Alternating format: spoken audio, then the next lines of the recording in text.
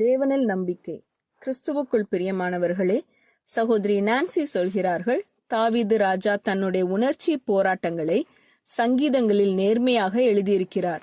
சங்கீதங்களை வாசிக்கும் போது சில நேரங்களில் நம்முடைய உடல் மற்றும் மனவேதனை நம்முடைய சொந்த தேர்வுகளின் விளைவாகவே வந்திருக்கலாம் என்பதை நாம் காண்கிறோம். தாவீது சொல்கிறார், நான் என் பாவத்தை அடக்கி வைத்த மட்டும் நாள் முழுவதும் என் பெருமூச்சினால் என் உடல் சோர்வடைந்தது. என் சிந்தனைகள் என்னை கலங்க செய்கின்றன. நான் திகைக்கிறேன். மரணத்தின் பயம் என்னை சூழ்ந்தது. பயமும் நடுக்கமும் என்னை பிடித்தது என்று.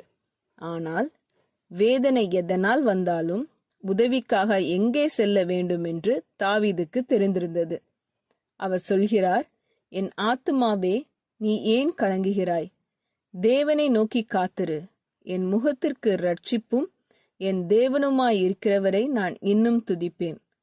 நாம் எல்லாரும் வாழ்க்கையில் மனவேதனை நிறைந்த காலங்களை கடந்து செல்கிறோம். அடுத்த முறை நீங்கள் சுமையால் அழுத்தப்பட்டவர்களாக உணரும்போது தாவீது சொன்ன அதே ஆதாரத்திற்கே நீங்களும் செல்லலாம். நீங்கள் எந்த பிரச்சனையையும் எதிர்கொண்டாலும் தேவனை முழுமையாக நம்பலாம். அவரிடத்தில் உண்மையான அமைதியும் நிலையான சந்தோஷமும் கிடைக்கும். ஜெபம் செய்வோம். எங்கள் அன்பின் பரமபிதாவே, மனவேதனையும் குழப்பமும் நிறைந்த நேரங்களிலும் உம்மை நம்பும் விசுவாசத்தை எங்களுக்கு தாரும். எங்கள் கவலைகளையும் பாரங்களையும் உம்மிடம் ஒப்படைக்கும் இருதயத்தை நீர் எங்களுக்கு தாரும். கலங்கிய எங்கள் உள்ளத்தை உமது சமாதானத்தால் நிரப்பும்.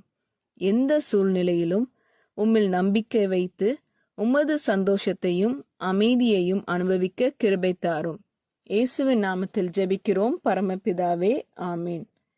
இந்த மெசேஜ் 23 ஆகஸ்ட் 2024 நான்சி டிமோஸ் வோல்கமுத் அவர்களின் இயேசுவை தேடி என்ற புரோகிராமிலிருந்து எடுக்கப்பட்டது.